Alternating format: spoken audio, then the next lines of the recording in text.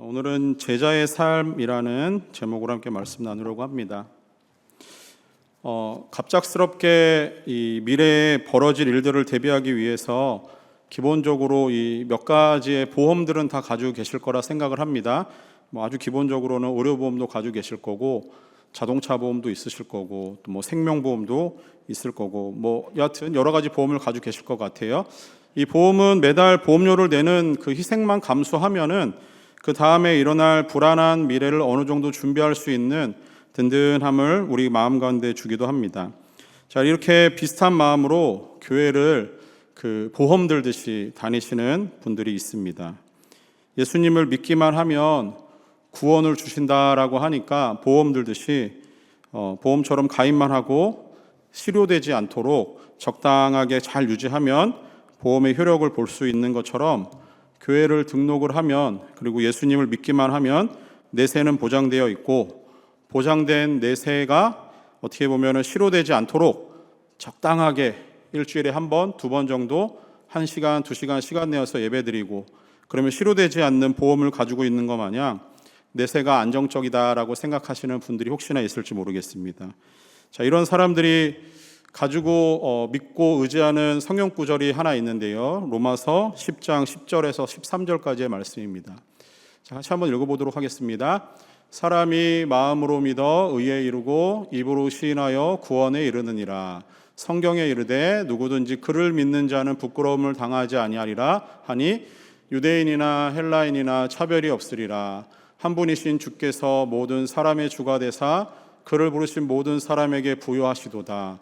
누구든지 주의 이름을 부르는 자는 구원을 받으리라. 아멘. 아멘? 제가 갑자기 앞에서 이상한 얘기 하니까 이 말씀 보고도 아멘 안 하시네요. 아멘이시죠? 자, 근데 이 말씀에 담긴 의미 따위는 그렇게 중요한 것 같지는 않아요. 그냥 말씀을 문자적으로만 좀 보면은 되게 좋아요. 사람이 마음으로 믿어 의에 이르고 입으로 시인하여 구원에 이른다. 얼마나 좋습니까? 그냥 나 예수 믿어. 오케이, 예수님은 나의 주님이셔. 고백만 하면 의에 이르고 구원에 이른다. 또 심지어 여기 중간에 보니까 차별 없이 부르시는 그분께서 모든 사람의 주가 되사 그를 부르는 모든 사람에게 부요하시도다라고 나와요. 이게 되게 좋은 말씀 아닌가요?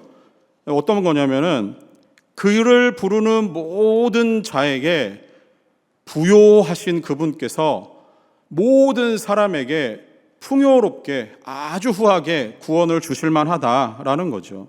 그러니 누구나 쉽게 예수 믿는 게 쉽지 않습니까? 어차피 내 마음을 누가 볼 것도 아니고 그냥 믿는다라고 하면 대충 넘어가면은 그냥 구원이 확정되어 있는 것 같은, 그렇게 입으로 시인해서 구원에 이르는 이 그리스도의 구원이, 그리고 모든 이에게 후히 베풀어 주신 예수 그리스도의 구원이 얼마나 귀합니까? 근데 그 귀함보다는 우리는 어떤 분들은 이 구원을 마치 구원을 보험처럼 그렇게 가입하고 유지하는 분들이 있다라고 하는 거예요. 자, 이런 사람들의 특징이 있습니다. 세상 어떤 신앙 생활에 있어서 성장과 성숙에 대해서는 무관심해요. 어떻게 하면 성경이 말하는 제대로 된 그리스도인의 삶, 제자의 삶을 살 것인가에 대해서는 고민하지도 않고 거기에는 관심 따위도 없습니다. 신앙 생활이야 어찌하건 상관없어요. 왜냐하면 믿기만 하면 구원을 받는다고 하니까 손해볼 게 하나도 없거든요. 그렇게 일주일에 한두 번 예배드리고 주일날 와서 종교행사 참여하고 그리고 집에 돌아가서 그냥 살면 좋아요. 목사님의 말씀은 또 얼마나 사람들의 인격 수양에 좋은 말씀인지 듣기만 해도 참 좋은 것 같아요. 적절히 아멘 한 번씩 섞어가면서 이야기하다 보면은 정말 믿어지는 사람같이 보여줄 때가 있지요. 자, 이런 사람들로 교회 공동체가 채워지고 있다면 그런 공동체가 어떤 모습일까? 그냥 한번 과장되게 혼자 상상을 해봤습니다. 만약에 우리 교회가 이런 분들로 정말 보험을 들듯이 예수 믿는 사람들로 채워진다면 어떤 모습일까? 주방에서 봉사하려고 수고하는 사람들은 아무도 없을 거예요. 그 더운 불 앞에서 뭐하러 수고합니까? 그러면 우리는 주일날 그 맛있는 오뎅국을 먹지 못합니다. 뿐만이 아니에요. 우리 주일날 2부 예배 때가 되면은 주차장이 빡빡하게 가득히 차요. 근데 이런 사람들로 가득 차면은 예배당에서 가장 가까운 곳에 주차하기에 전쟁이 벌어질 겁니다. 왜냐하면은 목사님의 축도가 끝나기 전에 빨리 나가야 되거든요. 그래서 얼른 차를 타고 집으로 돌아가든가 놀러 가야 돼요. 주중에 교회에서 하는 삶공부, 주중에 있는 예배, 여러 가지 모임, 목장 모임 이런 것은 뭐 적당하게 참석하면은 사교 모임은 좋으니까 참석할 수 있어요. 근데 시간을 내서 온다라는 게 꽤나 그 마음으로는 쓰이지만 그래도 참석하면은 좋아요. 그렇지만 그 안에서 사역하거나 봉사하지는 않을 겁니다. 헌금을 하면은 하나님이 복 주신대요.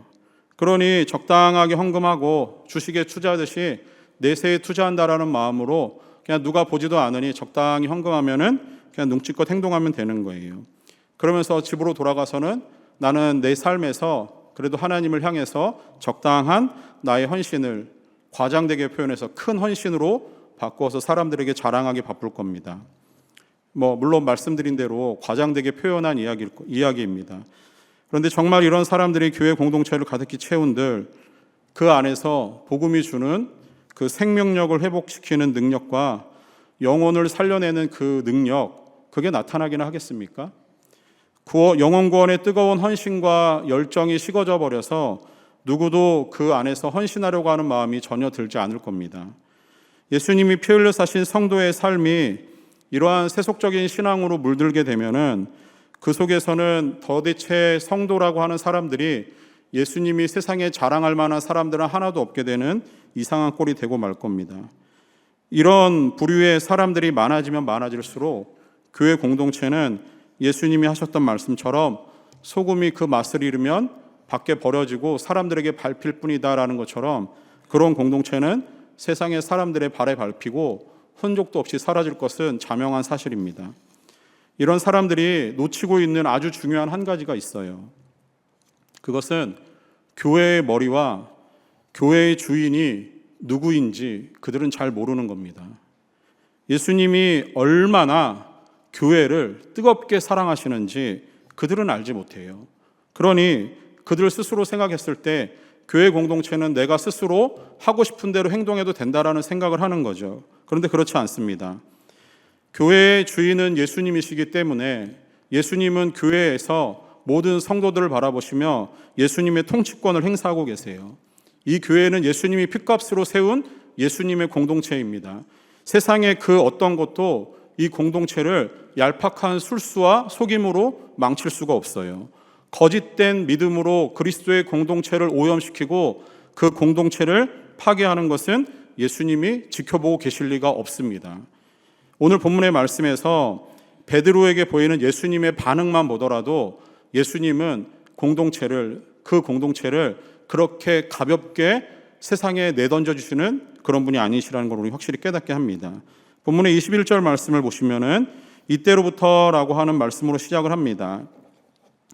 여기서 의미하는 이때라고 하는 것은 본문의 바로 앞부분에 있는 베드로가 예수님은 누구시다라고 하는 신앙 고백을 한 직후로부터라고 하는 말씀이에요.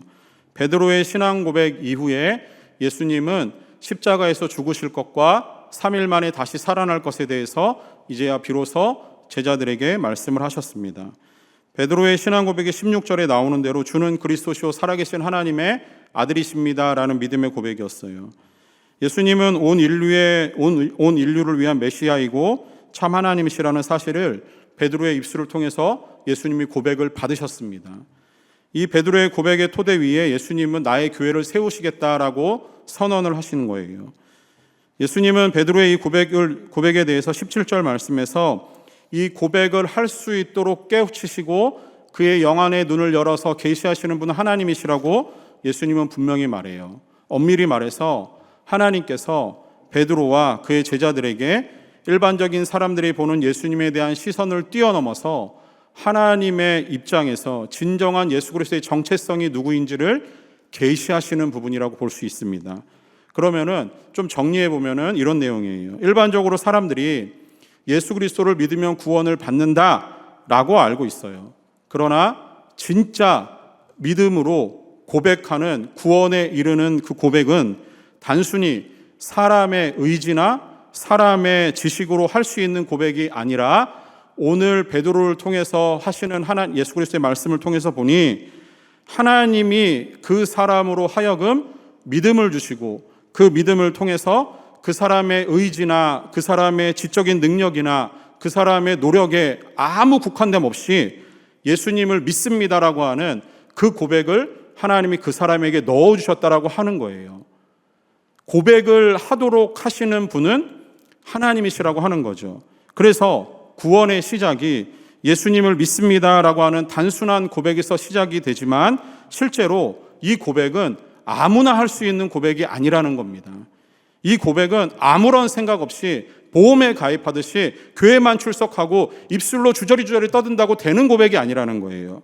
이 고백은 하나님이 그 사람을 통해서 들으시고자 원하는 하나님이 넣어주신 고백이었다라고 하는 거예요. 따라서 구원은 우리가 잘 알고 있듯이 사람의 공로나 지식이나 능력에 국한되는 것이 아니라 하나님께서 믿음을 그 사람에게 넣어주시고 그 사람의 입술을 하나님이 주장하셔서 고백하게 하심으로 그 사람의 구원은 하나님에 의해서 주어졌다라고 하는 겁니다. 믿으십니까? 아멘이시죠? 이게 구원입니다. 그래서 어떤 사람들이 떠드는 것처럼 보험에 가입하듯이 종교생활 한 주에 한두 번 하는 것으로 우리의 내세가 그렇게 확정되는 게 아니라고 하는 거예요. 그렇게 가볍고 값싼 은혜로 하나님이 우리를 구원하시지 않았다라고 하는 겁니다. 자, 이 고백 이후에 예수님은 당신의 고난과 그리고 앞으로 당하게 될 죽음, 부활에 대해서 제자들에게 말씀을 하세요. 비로소. 예수님은 하나님이시고 구원자이신데 제자들은 아직 예수님이 정확히 누구이신지에 대한 분명한 이해가 없는 것 같습니다. 하나님께서 계시의 눈을 열어주셔서 고백은 했지만 그것을 유지하지 못하고 베드로는 금세 자신이 가지고 있는 그 자신의 습성을 따라서 성격대로 행동하는 것을 보게 됩니다. 베드로는 예수님의 말씀을 전혀 이해할 수 없다는 듯이 예수님에게 항변하며 따지듯이 예수님, 그런 일은 절대로 일어날 리가 없다라고 말씀을 해요. 자, 22절의 표현입니다. 거기에 보시면 항변하듯이 예수님에게 이 말을 하고 있어요. 근데 항변하다라고 하는 이 표현이 상대방의 의견을 강하게 거부하는 모습을 표현할 때 쓰는 표현이라고 합니다. 재밌는 것은 이 항변하다라고 하는 것이 예수님이 귀신을 쫓아낼 때 사용하시는 그 단어 중에 하나예요. 지금 베드로가 쓰고 있는 이 단어가 예수님에 대한 항변이라는 것이 마치 예수님이 보시기에는 베드로가 하나님의 일과 사람의 일 사이에서 무엇이 하나님의 일이고 사람의 일인지 구분하지 못하는 어리석음을 범하고 있다라고 예수님은 지적을 합니다. 베드로는 예수님이 고난을 받으시고 죽을 것이라고 생각하지 못하고 있어요. 말씀은 하셨지만 그 말씀이 믿기지 않는 거예요. 그러니 자기가 가지고 있는 생각대로 자기의 마음대로 예수님의 죽음은 그러한 의미가 있지 않을 것이다라고 판단을 하는 거죠. 예수님은 이런 베드로를 꾸짖으시면서 베드로의 마음에 조장하고 있는 그 영적인 실체인 사탄을 바라봅니다. 그러면서 베드로를 향해서 사탄아 내 뒤로 물러가라, 너는 나를 넘어지게 하는 자로다라고 사탄을 꾸짖으시듯 베드로를 꾸짖으세요. 불과 얼마 전까지만 하더라도 예수님에 대한 놀라운 믿음의 고백으로 그 고백을 받으신 예수님이 자신의 앞으로 해야 될 일들을 제자들에게 말씀하셨지만 얼마 지나지 않아서 예수님의 꾸지람을 들을 정도로 사탄의 도구로 사용되는 이 베드로의 모습 속에서 상황과 환경에 따라 변화무쌍하게 변신하고 있는 우리들의 모습을 보는 것은 아닌지 한번 자문하게 됩니다. 보험을 들듯이 신앙생활하는 것은 하나님의 일과 사람의 일을 혼돈하여서 무엇이 옳고 무엇이 그른지 알 수 없는 어리석은 자의 행동과 같다라고 하는 겁니다. 이 말씀과 더불어 예수님은 제자들에게 진정한 제자가 되는 중심적인 원리를 24절 이후의 말씀에서 가르치세요. 그 중에 우리가 읽었지만 잘 아는 말씀입니다. 24절 말씀을 우리 다시 한번 읽어보도록 할게요. 같이 한번 읽습니다. 이에 예수께서 제자들에게 이르시되 누구든지 나를 따라오려거든 자기를 부인하고 자기 십자가를 지고 나를 따를 것이니라. 예수님의 말씀 가운데 진정한 제자가 되는 핵심은 나를 따르라는 거예요. 예수님을 따라가는 것이 진정한 제자가 되는 삶이라고 하는 것을 말씀하십니다. 여기서 세 가지, 제자의 삶의 중요한 세 가지 핵심 원리가 나와요. 첫 번째는요, 자기를 부인하는 것에 있습니다. 부인하다라고 하는 것은 자신의 욕구나 자신 안에 일어나는 유혹을 거절하고 물리치는 것을 의미해요. 이런 자기 부인의 적절한 예가 예수님이 겟세마네 동산에서 기도하시는 과정에서 우리에게 보여집니다. 마태복음 26장 39절 말씀에 내 아버지여 만일 할만하시거든 이 잔을 내게서 지나가게 하옵소서. 그러나 나의 원대로 마옵시고 아버지의 원대로 하옵소서라고 예수님이 이렇게 기도하세요. 십자가를 바라보시면서 예수님도 십자가의 고난을 피하시고 싶으셨던 것 같아요. 자신의 뜻과 자신의 욕망은 십자가를 피하고 싶지만 그러나 자신을 부인하고 하나님의 뜻이라면 기꺼이 십자가를 지겠다라고 하는 순종의 길로 나가시는 예수님을 보게 됩니다. 이것이 자기를 부정하는, 자기를 부인하는 그 모습인 겁니다. 에베소서 2장 3절에서 말씀하듯이 육체의 욕심을 따라 지내며 육체와 마음에 원하는 것을 하며 지내는 것은 본질상 하나님의 진노를 유발하는 진노 유발자로 살아가는 것에 불과해요. 이런 상태에 대해서 로마서에서는 죄의 종이라면 그 죄의 종의 끝은 사망이라고 우리에게 말씀을 합니다. 자, 그런데 이런 그 죄의 종을 하나님이 가만히 두지 않으시고 하나님의 열심으로 그를 새로운 창조의 능력으로 새롭게 빚으시고 그를 변화시키셨습니다. 그 변화의 중심에는 예수 그리스도를 믿는 믿음으로 말미암아 일어난 변화라고 에베소서 4장 22절에서 24절 말씀은 우리에게 이렇게 선포합니다. 우리 함께 읽도록 하겠습니다. 너희는 유혹의 욕심을 따라 썩어져가는 구습을 따르는 옛사람을 벗어버리고 오직 너희의 심령이 새롭게 되어 하나님을 따라 의와 진리의 거룩함으로 지으심을 받은 새 사람을 입으라. 아멘.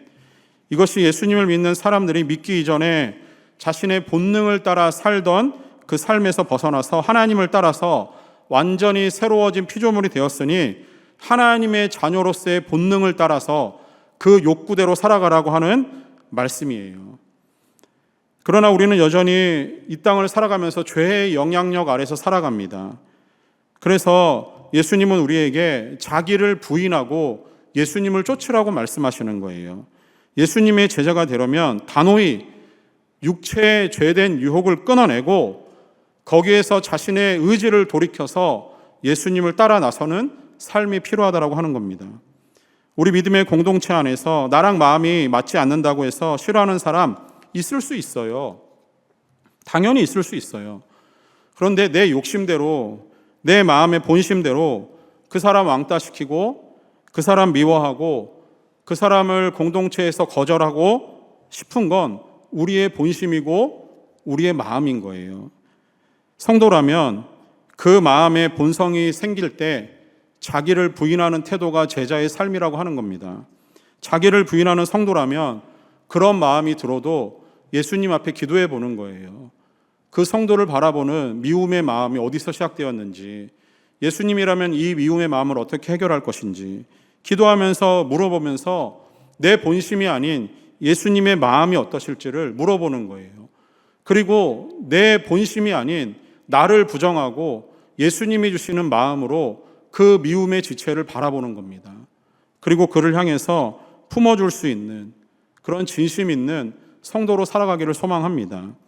나의 고집대로 사는 것이 아니라 나는 나의 것이 아니다라고 하는 자기 부정을 통해서 하나님의 뜻대로 살아가는 것이 제자의 삶이라고 하는 거예요. 그래야만 하나님의 영광이 드러나고 하나님의 이름이 높아집니다. 그 속에서 하나님의 열심이 우리를 향하게 되는 거예요. 두 번째로 제자의 삶을 살기 위해서 오늘 본문의 말씀에서는 자기 십자가를 지라고 말씀을 해요. 당시에 있어서 잘 아시듯이 십자가 처형은 가장 무섭고 또 가장 비참한 사형 방법이었습니다.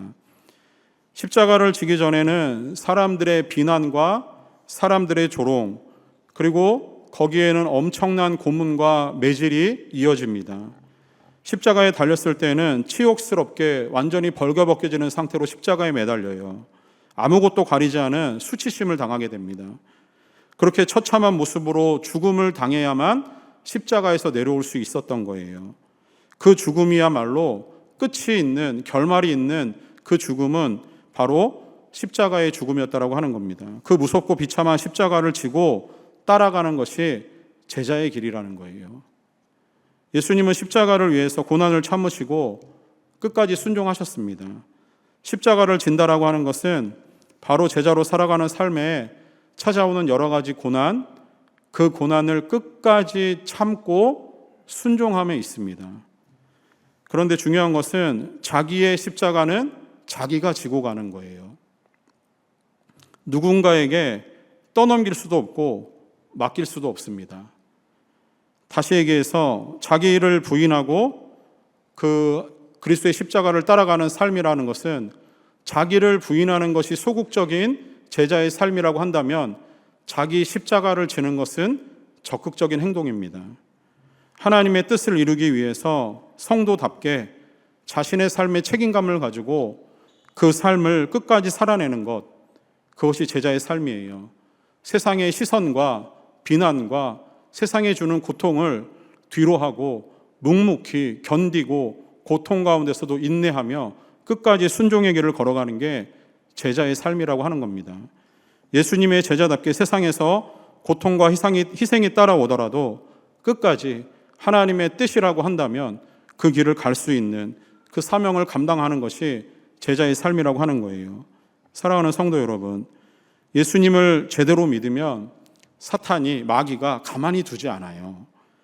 세상에서 사탄은 우리를 늘 고통과 고난 가운데로 몰아갑니다. 예수님도 세상에서는 너희가 환난을 당한다라고 말씀을 하시잖아요. 세상이 너희를 미워한다라고 말씀을 하세요. 지극히 당연한 일입니다. 예수 잘 믿어서 당하게 되는 환난이 싫고 천대받고 미움받고 부끄러움 당하는 것이 싫어서 자기 십자가를 거부하고 예수님을 따르지 않으려고 하는 것은 성도의 삶, 제자의 삶이 아니라는 거예요. 끝까지 그 비난과 수치와 고난이 따르더라도 끝까지 순종하며 주님 가신 그 길을 묵묵히 따라가는 것, 그것이야말로 제자의 삶인 줄 믿습니다. 세 번째, 예수님이 가르치는 제자가 되는 핵심 세 번째는 주님을 따르는 것에 있어요. 자기를 부인하고 자기 십자가를 지고 나섰는데 이상한 것 따라가면 안 돼요. 예수님 따라가야 돼요. 24절의 말씀에서 그래서 나를 따르는 것은 나를 따르라는 거예요. 여기서 따른다라고 하는 것은 현재 진행형입니다. 무슨 얘기냐면 예수님의 제자가 되어서 예수님을 따르는 것은 딱 한 번으로 끝난다는 게 아니에요. 계속 예수님을 따라가라는 거예요. 수시로, 때때로 상황이 어떻든 놓치지 말고 예수님 따라가는 것, 그것이 우리에게 필요하다라고 하는 거예요. 신학적으로 구원을 설명하는 6단계가 있습니다. 태초 전에 계획된 하나님의 예정대로 이제 하나님의 구원이 시작을 해요. 그러면서 구원을 위한 하나님의 부르심이 있고요. 그리고 나중에는 이제 칭의라고 해서 하나님이 의롭게 칭해 주시는 과정이 있습니다. 그 이후에 나타나는 것은 하나님이 우리를 자녀 삼아 주시는 거예요. 양자의 과정이 있습니다. 그러고 나서 구원의 완성은 마침내는 영화라고 하는 영화롭게 되어지는 단계가 있어요. 우리가 죽음 후에 맛보는 구원의 완성입니다. 하나님은 우리를 천국으로 들이시면서 성도의 영혼을 영화롭게 하시는 단계가 영화의 단계입니다. 자, 그래서 구원의 시작과 영화의 단계, 그 중간에는 두 가지의 단계가 있어요. 하나는요, 성화, 거룩하게 되어지는 단계고요. 또 하나는 견인입니다. 견인. 인내로 견디는 단계가 필요해요. 여러분 생각해 보세요. 예수님을 믿고 구원을 받은 성도가 하나님 앞에 서서 영화롭게 되어지기 전까지 살아가는 것은 우리의 몫이고 우리의 삶이에요. 여기에는 하나님이 주신 참된 자유와 기쁨이 있어요. 그래서 예수 그리스도를 닮아가는다라고 하는 그 하나의 목표를 가지고 거룩하게 되어지는 과정이 성화의 과정입니다. 그런데 성화의 과정은 항상 견인, 인내로 견뎌야 되는 과정이 따라오는 거예요. 그래야만 마침내 하나님 나라 앞에 섰을 때 하나님의 영화롭게 하시는 것을 보게 되는 겁니다. 예수님을 따른다라고 하는 것은 고난의 종인 예수님처럼 고난의 종들의 삶을 살라는 거예요. 예수님이 십자가를 지시고 당하셨던 고난의 무게를 우리도 삶에서 견뎌내면서 고통에 있지만, 어려움이 있지만 살아내야 된다고 하는 겁니다. 이렇게 자기를 부인하고 십자가를 지고 예수님을 따르는 삶이 왜 그렇게 중요한지 아십니까? 25절 말씀에 보니까 이렇게 말씀을 해요. 제 목숨을 구원하고자 하면 잃을 것이요 누구든지 나를 위하여 제 목숨을 잃으면 찾으리라 라고 예수님이 말씀하세요. 사람에게 목숨보다 중요한 것이 없는데 무엇으로 목숨을 얻습니까? 무엇이 하나님의 영광을 마침내는 보게 만듭니까? 그것은 예수 그리스도를 믿음으로 고백하며 따라가는 제자의 삶을 통해서 그 고난의 끝에서 열매 맺혀지는 영화로운 단계를 통해 결국에는 하나님의 영광을 보게 된다라고 하는 거예요. 생명을 얻고자 하면 이 땅에서는 죽어야 되는 겁니다. 이 땅에서 내가 살고 예수가 죽게 되는 삶을 살면 마침내는 생명을 가질 수가 없는 거예요. 그러면서 인자가 오시는 그때는 각 사람이 행한 대로 심판하시는 주님이 오신다라고 말씀을 해요. 오늘 말씀을 좀 정리하겠습니다. 구원은 예수 그리스도를 믿음으로 구원을 얻습니다. 아멘이시죠? 이 진리는 변하지 않아요. 제가 오늘 드리는 말씀은 이 진리를 뒤엎으려고 하는 말씀이 아니에요. 마지막 날에 예수 그리스도의 심판대 앞에 섰을 때 우리의 지나온 모든 것이 낱낱이 드러날 때가 있습니다. 예수님을 따르기 위해서 고난을 견디며 자기를 부인하고 자기 십자가를 지고 예수님을 따르는 성도를 예수님이 반드시 알아보실 거예요. 그리고 보험 들듯이 신앙생활을 했던 가짜 그리스도인들은 예수님이 그들도 알아볼 겁니다. 그들은 스스로 구원을 받았다라고 생각했을지는 모르겠지만 예수님은 그렇게 생각하지 않으실 거예요. 그 사람은 처음부터 거짓으로 예수를 믿는다라고 자기 스스로의 고백을 했던 가짜임이 드러날 시간이 옵니다. 구원은 예수 그리스도를 믿음으로만 받습니다. 이 진리는 흔들리지 않아요. 그리고 구원받은 성도임을 입증하는 성화, 거룩하게 예수 그리스도를 닮아가는 시간과 견인, 흔들리지 않고 믿음으로 인내하며 꿋꿋하게 살아가는 시간은 우리의 몫이에요. 사랑하는 여러분, 예수님을 믿음으로 구원받은 성도임을 여러분은 확신하시죠? 확신하시죠? 아멘. 그렇다면 그 믿음으로 예수님의 제자로서 예수님을 따르는 일에 나서야 됩니다. 구원의 시작과 구원의 완성 사이에는 우리의 삶이 있어요. 저는 집에서 아빠의 삶이 있어요. 그리고 남편의 삶이 있고요. 또 우리 부모님에게는 아들의 삶이 있고요. 교회에서는 목사의 삶이 있고요. 친구들에게 있어서는 친구의 삶이 있어요. 여러분의 삶도 매우 다양하지 않습니까?